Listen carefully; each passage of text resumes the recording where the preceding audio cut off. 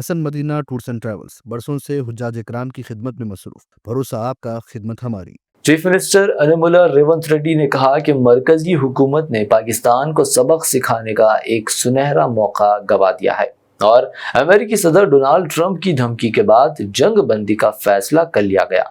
Chief minister ने कहा कि मोदी हुकूमत के इस फैसले से मुल्क के 140 करोड़ अवाम की इज्जत नफ्स मुतासिर हुई है। रेवंत रेड्डी मलकाजगिरी में कांग्रेस पार्टी की जय हिंद रैली से खिताब कर रहे थे।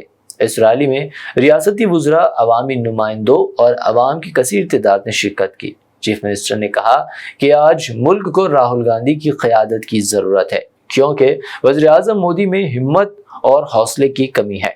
उन्होंने कहा कि ऑपरेशन सिंदूर के जरिए पाकिस्तान को सबक सिखाने का बेहतरीन मौका हाथ आया था, लेकिन डोनाल्ड ट्रंप का दिया गया कबूल करके हुकूमत ने यह मौका गवा दिया है। रेवंत रेड्डी ने कहा कि सिर्फ राहुल गांधी की क़यादत में ही पाकिस्तान और चीन को शिकस्त दी जा सकती है। कांग्रेस पार्टी राहुल गांधी को मुल्क का वज़ीर-ए-आज़म बनाने तक अपनी जद्दोजहद जारी रखेगी और इन्हें यकीन है कि मुल्क की अवाम भी इसका साथ देंगे। కంటోన్మెంట్ మన పార్లమెంటు నియోజకవర్గంలో ఉంది। సికింద్రాబాద్ కంటోన్మెంట్ అంటే ఈ దేశ భద్రతకు గుండెకాయ। ఈ రోజు ఇక్కడ ఉన్న సైనికులే ఈ యుద్ధంలో పాల్గొని ఈ తెలంగాణలో ముఖ్యంగా ఇక్కడ తయారు చేసిన యుద్ధ విమానాలే ఈ రోజు యుద్ధంలో దేశం యొక్క గౌరవాన్ని నిలబెట్టినాయి। మోడీ గారు తెచ్చిన రాఫెల్ యుద్ధ విమానాలు మన పాకిస్తాన్ కూల్చింది। ఎన్ని కూల్చిందో రాఫెల్ గురించి చెప్పమంటే ఈ రోజు చర్చ లేదు। ఈ రోజు మన దేశం కాదని ఇతర దేశాల నుంచి రాఫెల్ యుద్ధ విమానాలను కొనుగోలు చేసిన మోడీ గారు మీరు జవాబు చెప్పండి, మన పాకిస్తాన్తో జరిగిన యుద్ధంలో ఎన్ని రాఫెల్ యుద్ధ విమానాలు పాకిస్తాన్ నేలగూల్చిందో మీరు లెక్క చెప్పండి।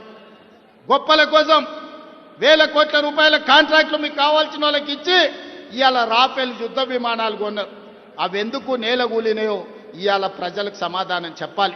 బుద్ధిమంతుడికి సర్ది కడతానంట బొడ్రాయి కాడ భోంచేసి బోర్ల బుక్కల వండుకున్నాడు।